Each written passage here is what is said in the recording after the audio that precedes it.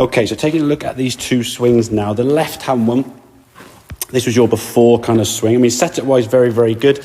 Like I say, nice sort of athletic posture, arms hanging down from the shoulders, generally a very, very good sort of start position. The issue we had, as we discussed in the session, as you took the golf club back and as you explained, it was trying to find some space. You didn't really take much sort of lower half movement and your arms were just pushed out the way, taking the club now quite a long way outside. So you're creating a lot of space now between your hands and your leg, and the right side of your body here, right shoulder, right hip, hasn't really moved at all. So because of that, sort of the direction your circle was swinging, you can see at the top of the backswing, getting very laid off. That means your direction back in the golf ball is going to be a long way to the left, causing sort of pull shots or big sort of high cutty shots, losing a bit of yardage there. So the feeling you've got to try and get there, Alan, with your takeaway, get the sensation the club is now working a little bit more into the inside. So I want this right hip, right shoulder to move the club back.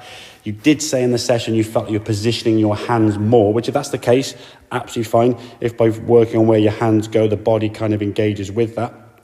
You can see here now as a feeling, the hands are working back certainly more on the inside, and your hips and legs and shoulders are actually engaging there in that movement. So the more we can sort of practice this, get that sensation, the hands are working more on the inside here. Just do this over and over again to kind of get that feel of that drill movement back and forth on the inside. Taking the club here, if we can just get that club into that position now, it just changes the direction your circle now is going to be swung on.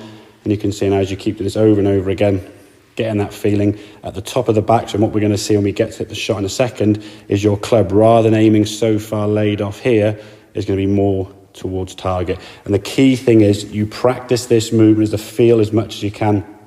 And then when you step to the golf ball now, the focus is on the golf ball. So we'd hope to see is the hands not go back quite as far, which we can see now is the case. At halfway back now, the club is certainly more in line with your hands, and the gap between your hand and your leg has massively shrunk. So you can see the difference in the sort of takeaway there now.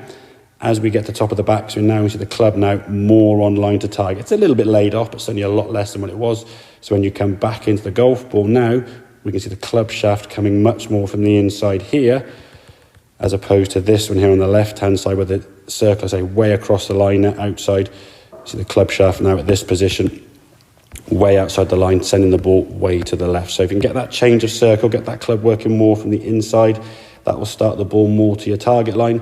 Hopefully strike the ball much more efficiently, hit it straighter and a bit further. So I hope that makes sense, buddy. Any questions, give me a shout, and I'll see you soon. Cheers, Alan.